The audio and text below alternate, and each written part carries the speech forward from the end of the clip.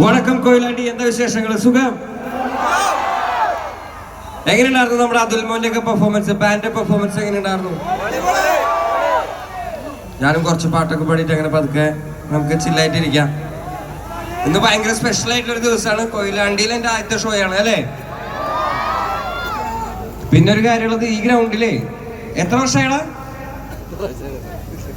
ഈ ഗ്രൗണ്ടില് 10 വർഷമായിട്ട് ഒരു ഷോ നടന്നിട്ടത്രേ. 10 വർഷത്തിന് ശേഷം ഞാനാണ് ഒരു ഷോ നടത്തുന്നത്.